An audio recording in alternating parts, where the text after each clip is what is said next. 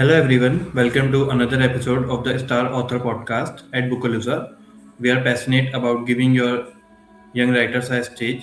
Today the stage belongs to Vansh Kumar, the author of the inspiring book, the title From Sand to Storm. Let's discover their story. So once there is my first question. That title From Sand to Storm is very evocative. Yes, What sir. do sand and storm symbolize yours story? Sir, sand represents the stillness, age, and buried secrets, especially in the deserts of Rajasthan. Storm represents chaos and emotional violence, which reflects the terminology of Maharashtra. Together, they show how Okay. fear can exist in both silence and destruction. Okay. Your story feels deeply noted in Indian landscapes. Why did you choose India's deserts, forts, and villages as the setting for horror? Sir, Indian landscape already carries history and myths. The natural sense of mystery makes perfect for horror, which does not need any exaggeration. Okay. Each chapter reads like a stand-alone legend. Where does these stories planned together or written separately over time? Sir, they were written separately, almost like an individual legend. Okay. Many of your stories focus on silence, whispers, and things unsaid. Why does silence play such a powerful role in your writing? Sir, silence let the reader imagine their own fear. We don't need to hear or see is often scarier than what is explained. In real life, silence also hides secrets. Okay. Which chapter scared you the most while writing it? Sir, the chapter which I felt most scared was in On the Dunes. In on the rooms. Okay. Dunes. Okay. The imaginary in your book is very cinematic. Do you visualize scenes like a movie before writing them? Yes, I often see the images first and then translate them to words. Okay. Several stories involve curses passed through generations. What fascinates you about inherited fear and memory? Fear doesn't disappear, and the curses passed through generation is fascinating. That how past mistake can shape people who weren't even there to commit it. Okay.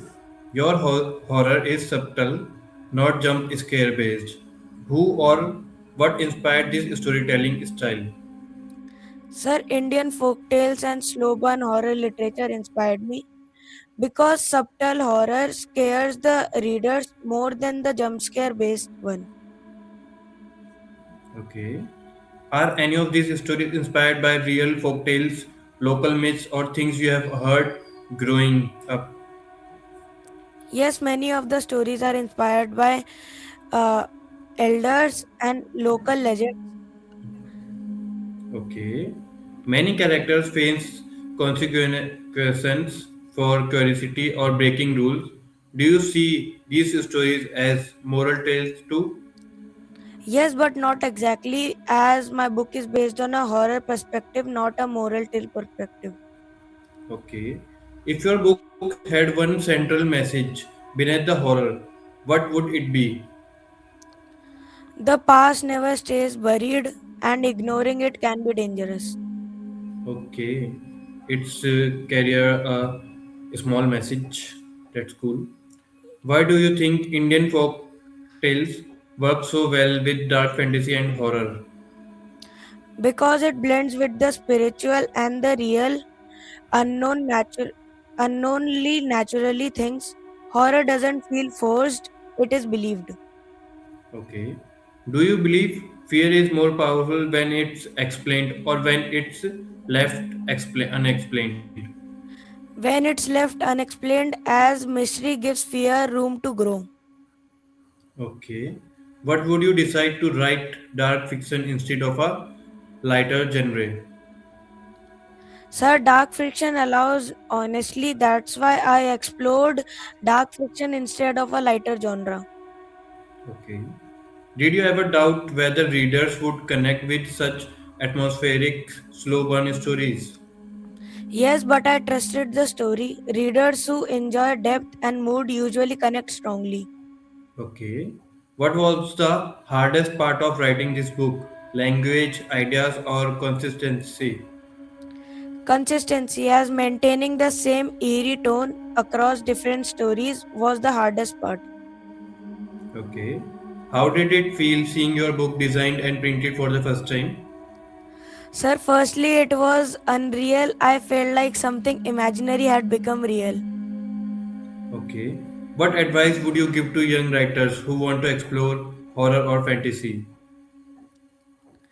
Sir, the advice would be don't rush fear, let it breathe. Atmosphere matters more than the monsters.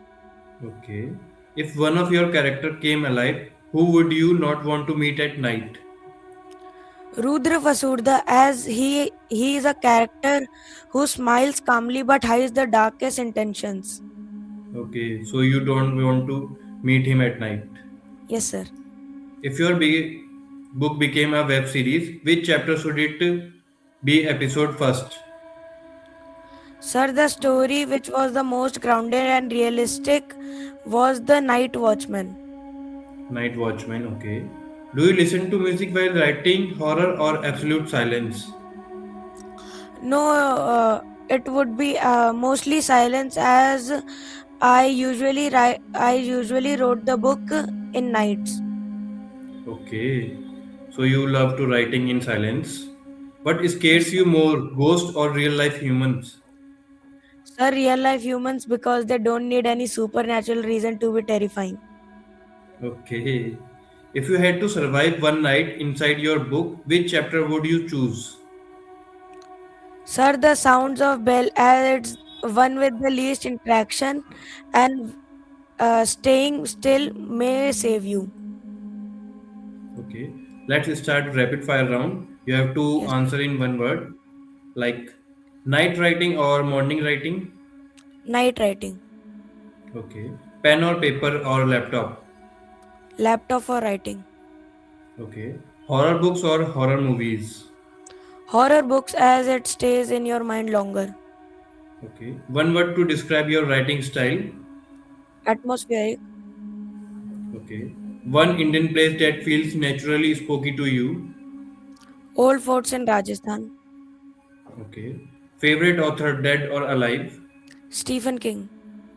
Stephen King. Okay. Finish this line. Fear is powerful because. It lives under the imagination long after the story ends. Okay.